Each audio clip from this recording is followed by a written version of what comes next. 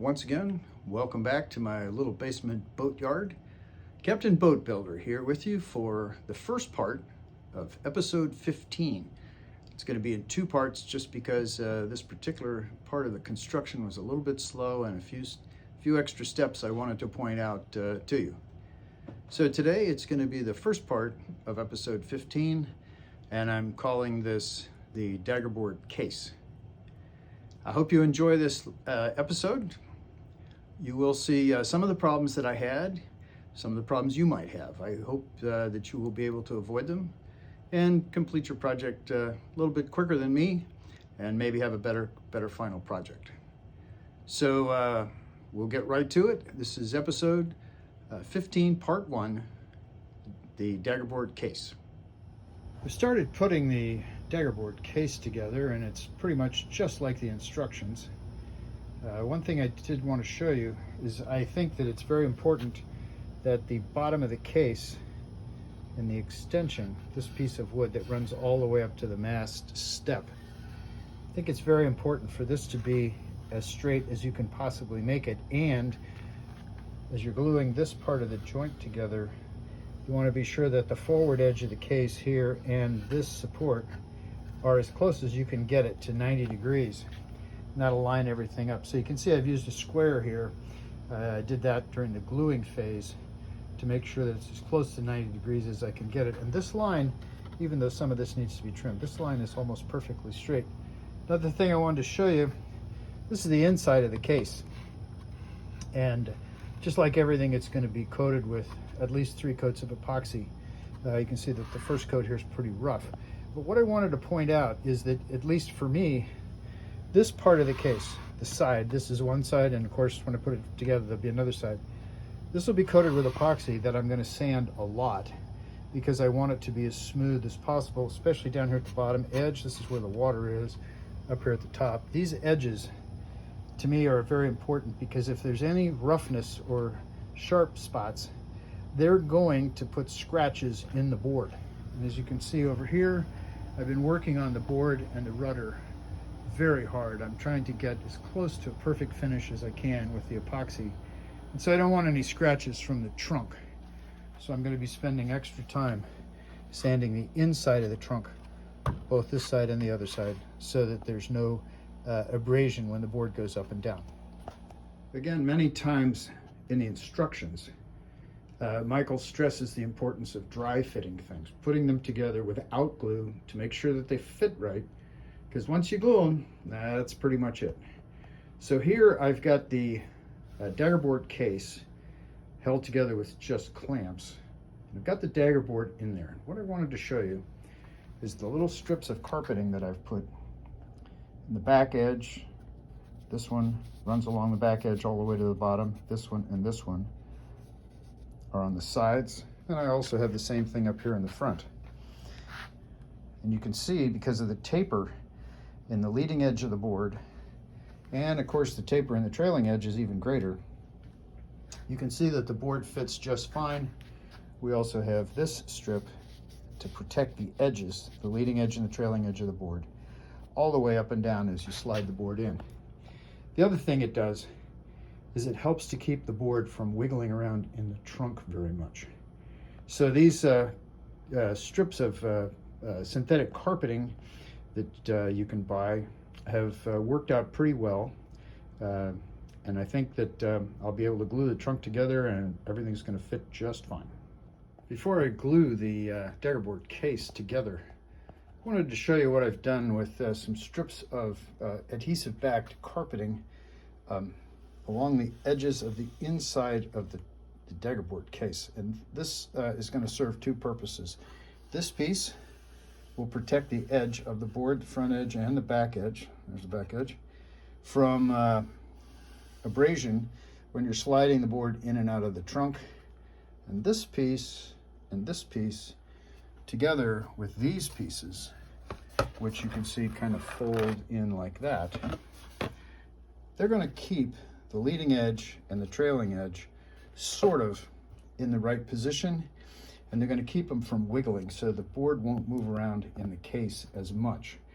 This carpet comes from West Coast Sailing. You can go to their website.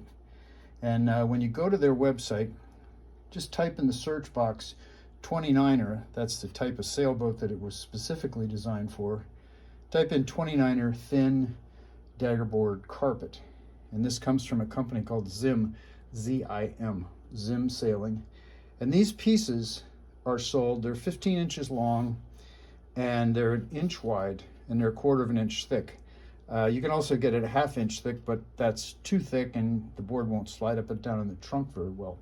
Also, if you're interested in ordering this carpet, the adhesive on the back is very good. I'm hoping this will stay in for the life of the boat. We'll see. Also, when you order it, each unit is $5.25, but you get 2 pieces, 2 of the 15-inch pieces with each unit for $5 1/4. So I ordered 3 of these and cut them up because you can see you need a total of 6 pieces. So I'm happy with the carpet, and I think it's going to do a great job of protecting the Daggerboard and stabilizing it in the trunk. Well, I finally reached the phase now where the Daggerboard case, the Daggerboard trunk, is almost complete. Now I'm starting to put the coats of epoxy on the outside. I've also glued on these 19 by 19 pieces of mahogany. You can see I've used a router to round out the edges, and I've deviated just a little bit from the plan. This is the centerpiece, which is 19 by 25, this one. That's what's called for in the plan. And these side pieces would be cut off square right here. And I thought I'd just make it a little bit more attractive, maybe. It's all glued together now, and because of the difference in the width, because of the plywood that's on both sides, you can see those spaces. Well, they're all going to be filled in with a mixture of epoxy and wood putty. And so what you're going to get is a nice, smooth, curved transition. Nice little bit extra wide piece going up to the mast step, which will be right here. Is it necessary? No. Does it add a little bit of extra weight, which Michael hates? Yes, it does. But I did it, as I said, mostly for cosmetic reasons. And so pretty soon, I'll be ready to start thinking about cutting the hole in the bottom of the boat and putting the case in place. Now, one thing I did want to show you, because these clamps are putting quite a bit of pressure, kind of squeezing the case at the bottom. I don't know whether you can see it because of the focus problem, but what I've got in here, I can't really quite make it out, is I've got a piece of 25 by 19 stock with the 25 centimeter dimension going this way, and I've got it wedged in there wrapped in plastic so it won't get stuck.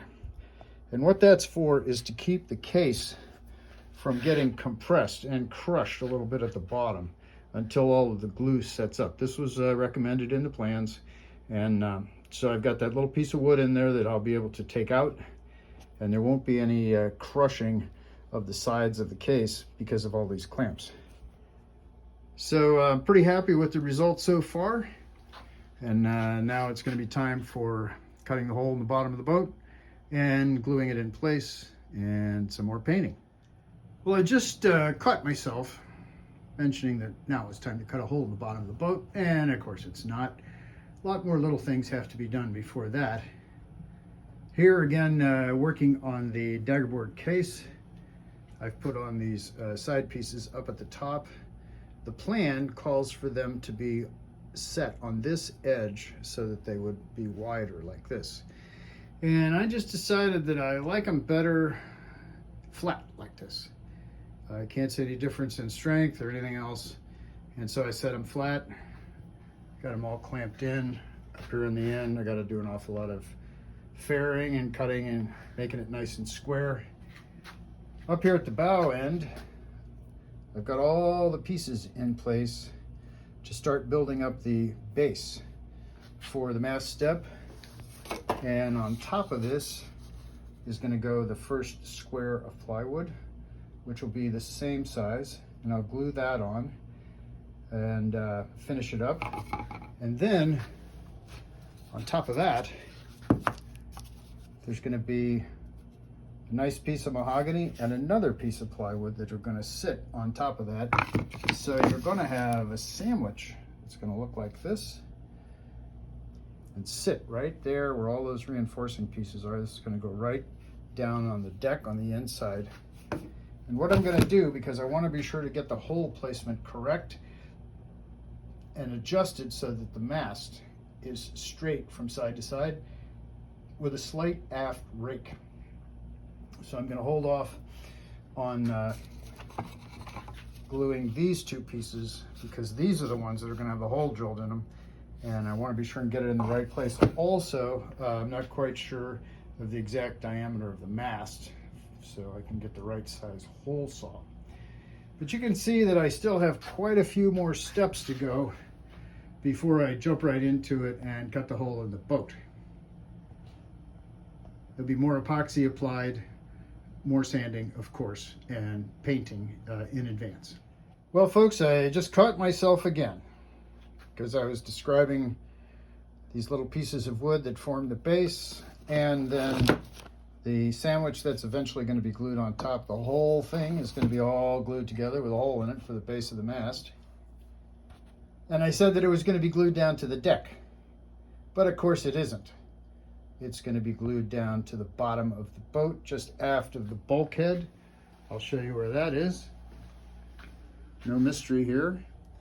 But it's going to be glued right in this area where I've sanded the paint off. And to get a good bond in this area, I'm going to have to do more sanding and get more paint off and get down to the epoxy so we get a nice bond. But anyhow, that's where it's going to go. Obviously, it's going on the bottom and not on the deck. Another mistake.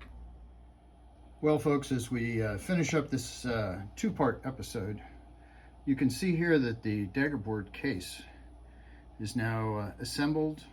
I've got it mostly coated with epoxy. I'm going to be putting on more epoxy, sanding it, and painting it so that it'll be completely painted when I put it in place. It's much easier to paint it out of the boat than it is in the boat. I did want to show you again, I'm still using the string just like always. And one thing that I found is that the alignment of the case can be quite difficult. What happened is when I put the case together, I don't know whether some of the pieces individually were not quite straight. They might have warped or twisted just a little bit. So when I put the case together, it wasn't quite straight. And you can see here from this string, if you look carefully, the case is about as close to the center line as I can get it. It does have a very, very slight twist in it. So that's going to mean that the boat's going to point a little bit better on one tack than it does on the other. Looking again with the trusty string here from the back, you can see that we've got the center line of the boat there. We've got the blue stripe on the bottom. And we've got the center line of the case support and the trunk itself. Everything seems to be lined up just about as well as I can do it. I did want to point out, as much as I fooled around with this trying to get it perfectly aligned, it is very important to dry fit this. Maybe use some shims, move things around a little bit, and think about just the sequence that you're going to do before you put it together.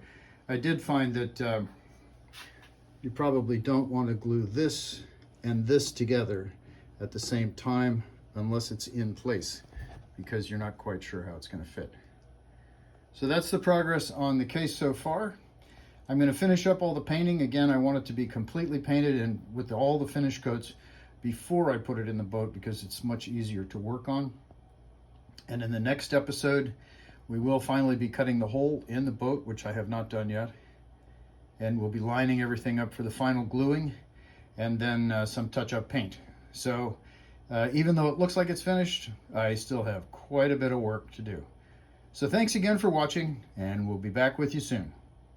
So long.